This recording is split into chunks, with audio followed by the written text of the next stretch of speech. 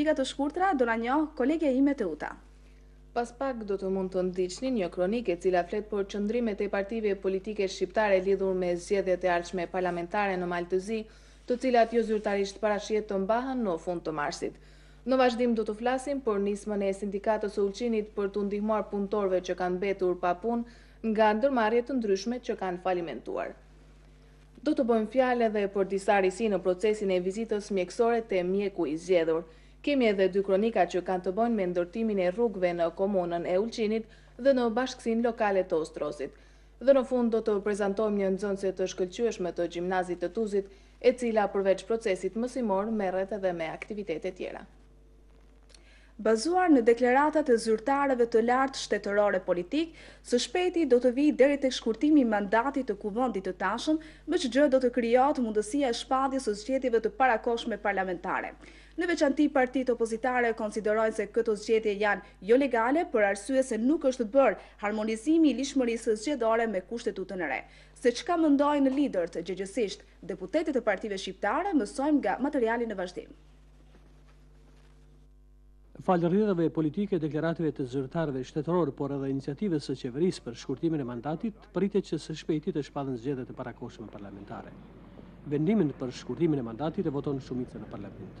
Pasi dihet disponimi i shumicës, zgjedhjet e parakohshme pritet të mbahen në fund të marsit apo në fillim të prillit. Po, sa janë subjektet më relevante shqiptare të gatshme për mbajtjen e zgjedhjeve të parakohshme?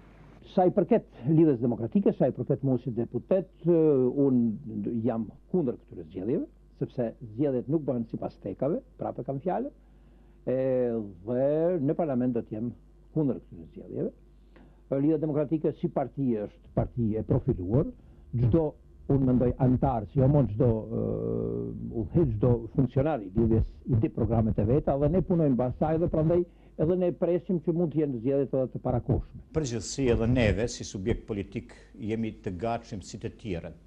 Do të thotë, globalisht ne ishim të vetëdijshëm se këto mund të ndodhin në këtë vit, mirë po jo kaq herët, e pritnim ashtu siç e kemi kërkuar dhe definuar me ligjin për zbatimin e kushtetutës diku ka fundi i këtij viti. Do të thotë, ne i presim dhe ne jemi të gatshëm për zgjedhje.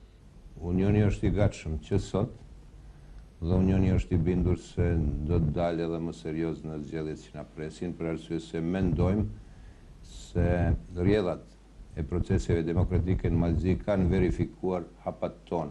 Tash është koha që edhe në skenën politike të shqiptarëve në Maltëzi duhet që të bëhen ndryshime.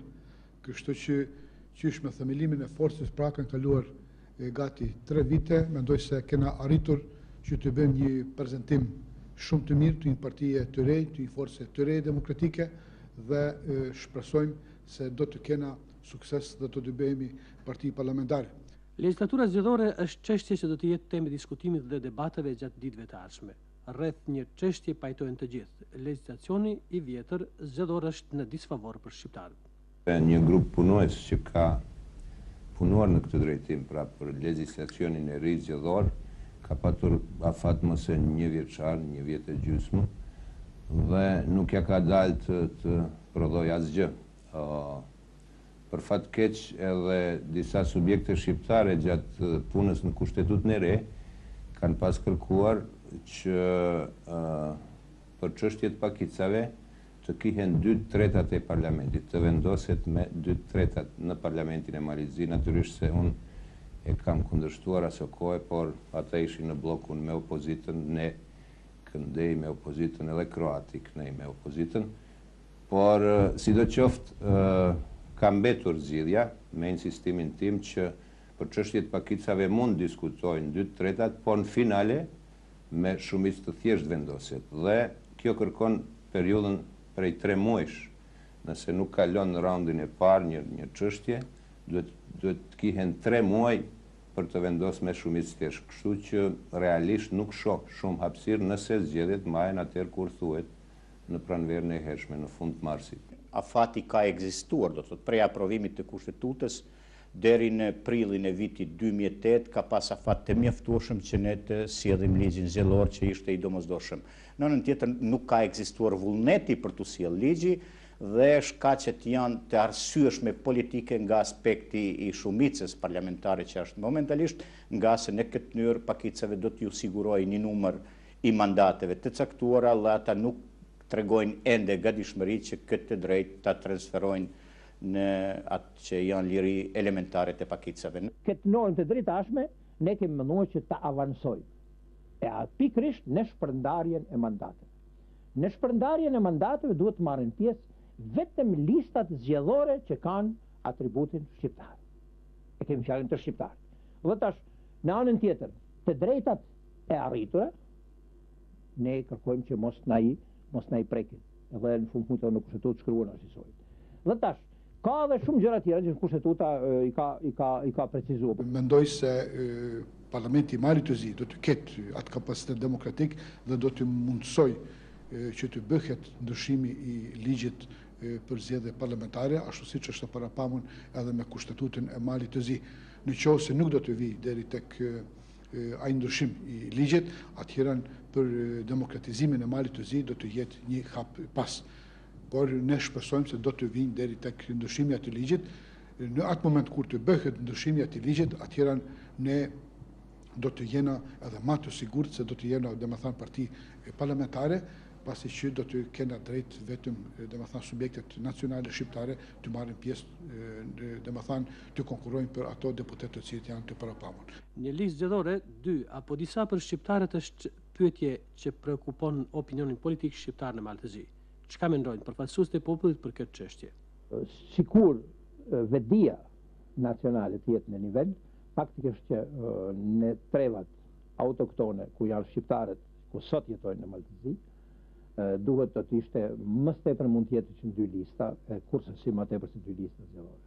Pra, dhe dëshirueshme do të ishte sikur do të ishte një listë zgjedhore dhe ku do të kishim një qëndrim pra unanim, një qëndrim unik të gjithë ne se si do të bëhej edhe kjo zgjedhje edhe kjo shpërndarje e mandateve.